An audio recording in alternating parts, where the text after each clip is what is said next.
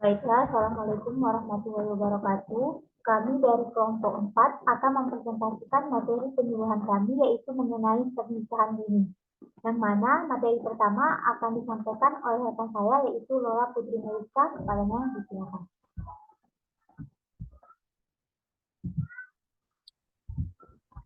Apa sih itu pernikahan dini? Pernikahan dini adalah nikah yang dilangsungkan pada usia di bawah kesesuaian aturan yang berlaku.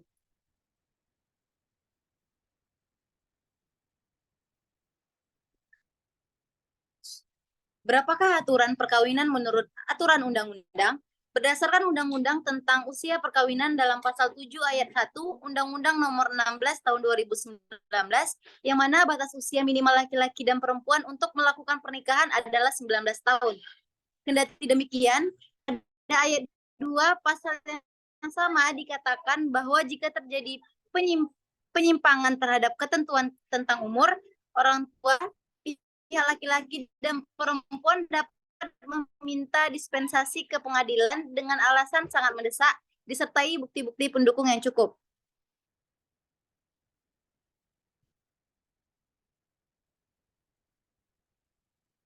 Berapakah usia ideal untuk menikah jika ditinjau dari segi kesehatan? Menurut BKKBN, usia ideal menikah bagi perempuan minimal 21 tahun, sementara usia ideal menikah laki-laki adalah minimal 25 tahun. Baik, selanjutnya akan dijelaskan oleh rekan saya, Elsa. Baik, terima kasih. Mengapa ditetapkannya angka usia ideal menikah itu dari usia 21 sampai 25 tahun, yaitu ada beberapa alasan. Yang pertama, karena usia psikologis yang masih labil akan mempengaruhi pola pengasuhan anak. Kemudian, kematangan usia dan mental dapat berdampak pada gizi serta kesehatan anak. Selanjutnya, pernikahan ini dapat menempatkan remaja putri dalam risiko kesehatan atas kehamilan dini. Calon ibu juga memiliki risiko tinggi terjadi berbagai penyakit seperti diabetes, anemia, hipertensi, pendarahan, hingga penyakit jantung. Kemudian adanya potensi kanker leher rahim atau kanker testis pada remaja di bawah 20 tahun yang melakukan hubungan seksual. Selain itu juga pada rentang usia tersebut juga seseorang biasanya sudah matang secara fisik, mental, dan juga finansial sehingga dapat menghidupi diri sendiri dan tanggungan lainnya. Lalu berikut ini adalah beberapa data hasil statistik usia pernikahan di Indonesia, yang mana dapat kita lihat di sini merupakan beberapa rata-rata usia penduduk Indonesia memulai pernikahan pertamanya, yang mana berdasarkan data BPS itu masyarakat yang menikah pertama pada tahun kurang dari 15 tahun itu ada 2,26%. Lalu yang menikah pada usia 16 sampai 18 tahun itu ada sebesar 19 sampai 24%. Kemudian yang menikah pada usia 19 sampai 21 tahun itu ada sebesar 33,76%. Lalu juga ada pada usia 22 sampai 24 tahun sebesar 27,07% serta menikah pada usia 25 sampai 30 tahun yaitu sebanyak 17,63%. Maka dapat kita lihat bahwasanya kebanyakan penduduk Indonesia menikah pada usia 19 sampai 21 tahun. Yang mana ini merupakan usia yang belum ideal untuk menikah sebagaimana yang dinyatakan oleh BKKBN. Kemudian dapat dilihat juga bahwasanya masyarakat antara perempuan dan laki-laki yang menikah juga memiliki perbedaan, yang mana jika secara rinci pemuda laki-laki yang menikah pertama pada usia 22 sampai 24 tahun itu ada sebanyak 33,76%. Kemudian yang laki-laki yang menikah pada usia rentang 19 sampai 21 tahun itu yang menikah pada usia 22 sampai 24 tahun itu ada sebanyak 27,7%. Kemudian yang menikah pada usia 16 sampai 18 tahun itu ada sebanyak 19,24%.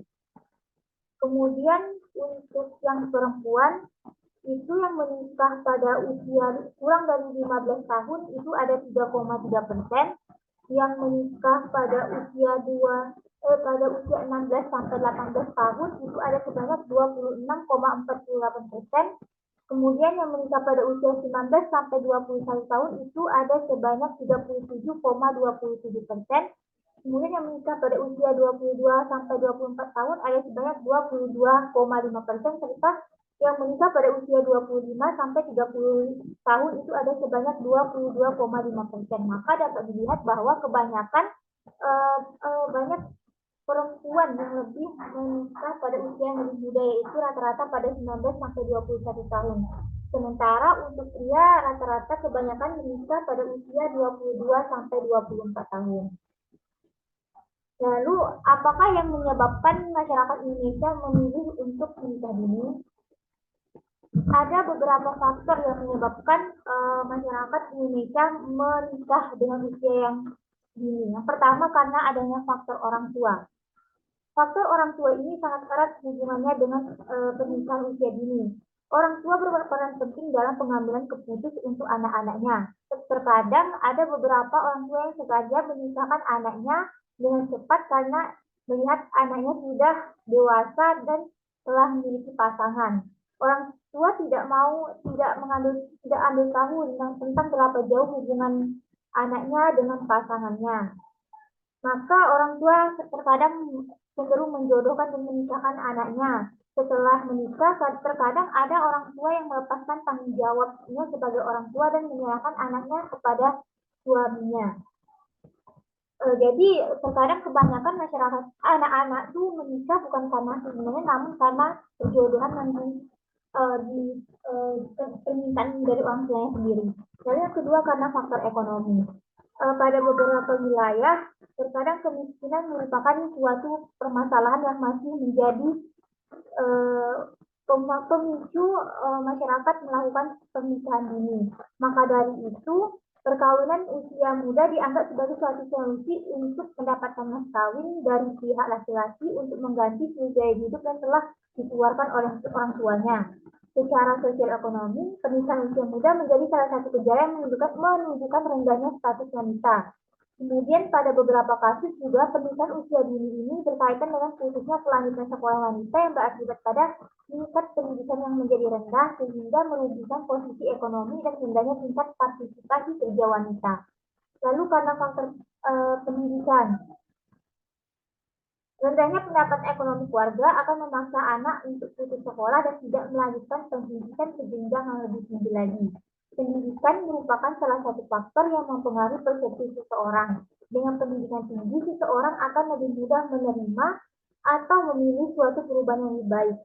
Tingkat pendidikan menggambarkan tingkat kematangan kepribadian seseorang dalam merespon lingkungan yang dapat mempengaruhi wawasan berpikir atau merespon pengetahuan yang ada di sekitarnya.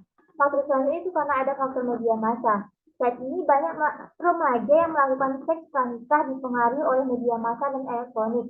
Maraknya situs-situs yang mengungkapkan secara vulgar tentang kehidupan seks atau gambar-gambar yang belum sesuai untuk remaja yang dapat memberikan dampak kurang baik bagi mereka karena pada usia remaja terjadi perubahan psikologis yang mengakibatkan perubahan sikap dan tingkah laku, seperti mulai memperhatikan penampilan diri, mulai tertarik dengan lawan jenis, berusaha menarik perhatian yang muncul, rasa cinta yang kemudian timbul dorongan seksual. Lalu yang terakhir karena faktor MBA, yaitu marriage by accident.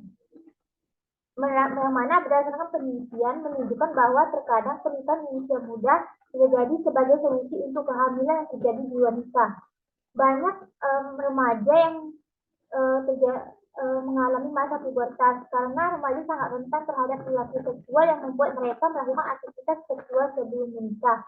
Akibat terlalu bebasnya remaja ini dalam berpacaran sehingga terjadinya kebablasan. Para remaja sering melakukan seks pranikah dan akibat dari seks pranikah ini adalah kehamilan yang kemudian solusi yang diambil oleh kedua belah pihak keluarga ialah dengan menikahkan anaknya. Untuk materi selanjutnya akan disampaikan oleh rekan saya. Selanjutnya itu tentang dampak negatif dan dampak positif dari pernikahan dini itu sendiri.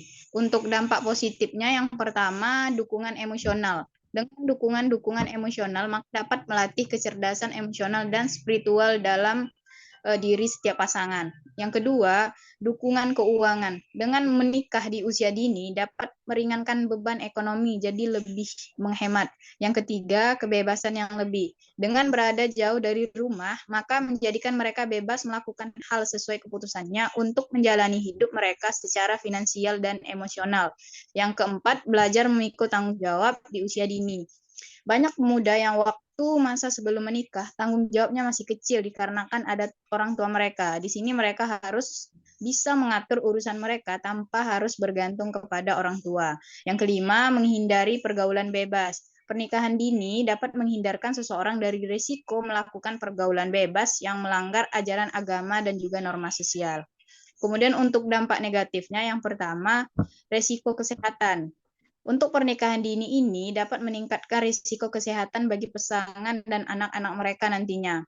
Anak yang lahir dari pernikahan dini memiliki risiko lebih besar terkena hambatan pertumbuhan atau stunting, kurang gizi, dan lahir dalam keadaan prematur. Selain itu, pernikahan dini juga dikaitkan dengan tingkat infeksi menular seksual yang lebih tinggi, kematian ibu dan bayi, serta kelahiran prematur. Kemudian juga memungkinkan adanya potensi kanker pada leher rahim atau kanker serviks pada remaja di bawah 20 tahun yang melakukan hubungan sosial. Yang melakukan hubungan seksual. Yang kedua itu gangguan psikologi.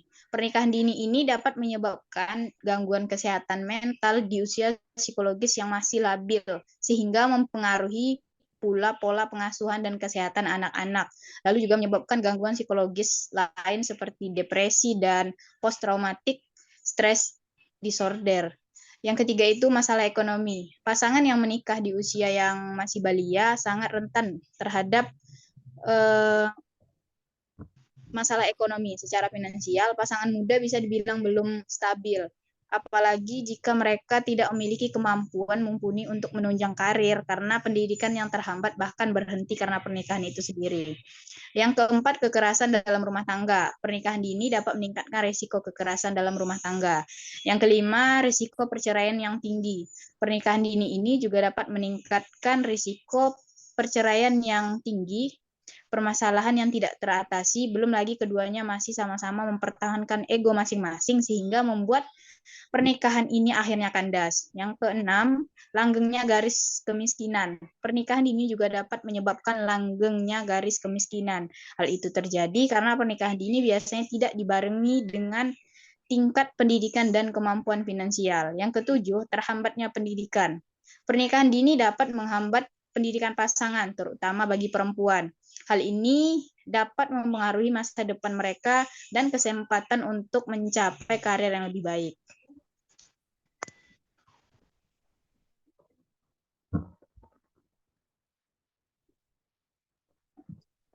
Selanjutnya ada presentasi angka perceraian di Indonesia.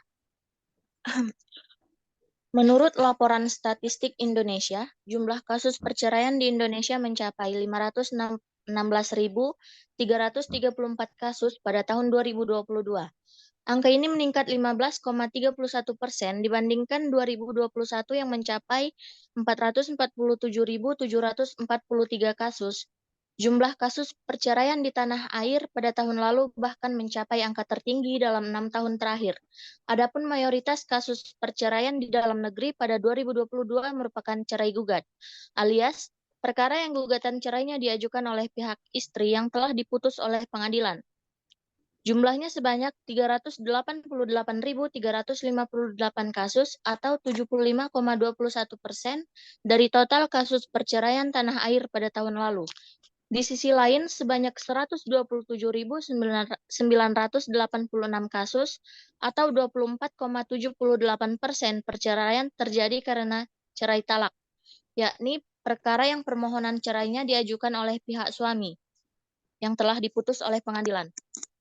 Berdasarkan provinsinya, kasus perceraian tertinggi pada 2022 berada di Jawa Barat, yakni sebanyak 113.643 kasus. diikuti oleh Jawa Timur dan Jawa Tengah, masing-masing sebanyak 102.065 kasus dan 85.412 kasus. Terdapat 5 provinsi yang tidak memiliki kasus perceraian sama sekali sepanjang 2022. Di antaranya Kepulauan Riau, Bali, Kalimantan Utara, Sulawesi Barat, dan Papua Barat. Adapun laporan tersebut mencatat terdapat 448.126 perceraian di Indonesia yang terjadi berdasarkan faktor penyebabnya pada 2022. Penyebab utama perceraian pada 2022 adalah perselisihan dan pertengkaran. Jumlahnya sebanyak 284.169 kasus atau setara 63,41% dari total faktor penyebab kasus perceraian di tanah air. Kasus perceraian lainnya dilatar belakangi alasan ekonomi, salah satu pihak meninggalkan kekerasan dalam rumah tangga hingga poligami.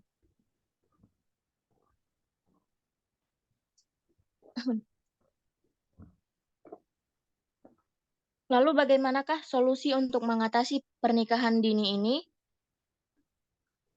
Yang pertama ada pendidikan formal memadai, lalu melakukan sosialisasi tentang pendidikan seks, meningkatkan peran pemerintah, mengadakan pelatihan keterampilan vokasional, melakukan penyuluhan, memberdayakan masyarakat agar lebih paham bahaya pernikahan dini, mendorong terciptanya kesetaraan gender, dan menguatkan peran orang tua, keluarga, organisasi sosial, kemasyarakatan, sekolah, dan pesantren.